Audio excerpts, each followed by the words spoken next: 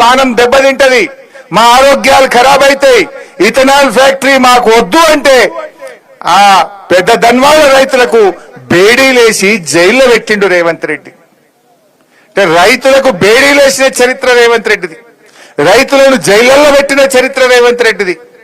ఇంతకు మించి రైతుల ఆత్మగౌరవాన్ని నువ్వు దెబ్బతీసినావు.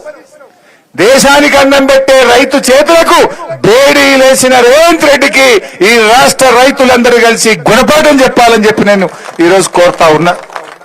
ఏ రకంగా మనసు వచ్చింది? మా భూములు లాక్కోవద్దు అంటే లంబాడి రైతులకు బేడీలేస్తావా?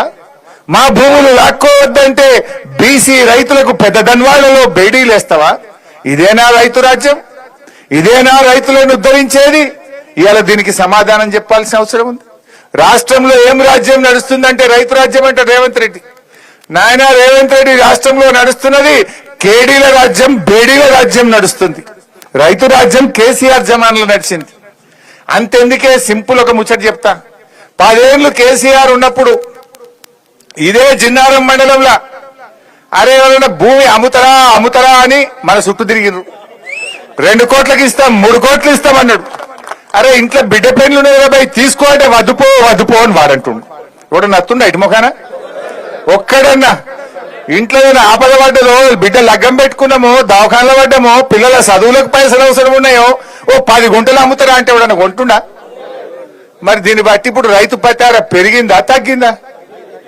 కేసీఆర్ ఉన్నప్పుడేమో రోజు ఆకాశం దిక్కు చూసింది అది, రేవంత్ రెడ్డి రంగాన్ని భూమికి చూస్తుంది. అది డామ్ అన్నది రియల్ ఎస్టేట్ అన్నదా లేదా? అంటే రైతు పతారా ఖతం చేసిండి రేవంత్ రెడ్డి.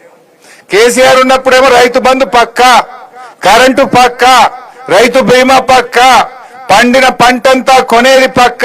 ఇది ఒక రైతుకు ఒక ధైర్యం, ఒక భరోసా ఉండే. రేవంత్ రెడ్డి వచ్చాక అంత ఆగమాగం, హైడ్రా గీట్రా ఎన్నో కొత్త కథలు పెట్టి కోతలు పెట్టే వరకు డామ్ అన్నది. ఆగమ కాలేదా? ఏం ఉద్ధరించిన? నువ్వు చేసిన ఒక్క మంచి పని చెప్పు. రైతులకు బేడీలేసుడు తప్ప, రైతులను జైల్లో పెట్టుడు తప్ప, రైతులకు కోతలు పెట్టుడు తప్ప నువ్వు చేసిన మంచి పని ఏంది మిస్టర్ రేవంత్ రెడ్డి అని నేను అడుగుతా ఉన్నా. ఆయన అనుకుంటుండు ఔటర్ రింగ్ రోడ్డు లోపల ఉన్న రైతులకు 2 లక్షల మంది రైతులకు రైతు బంధు ఎగబెడితే ఏమైతుంది అనుకుంటుండు. బిడ్డ, ఈ 2 లక్షల మంది రైతులు వచ్చి రేపు ఔటర్ రింగ్ రోడ్డును మొత్తం బ్లాక్ చేస్తే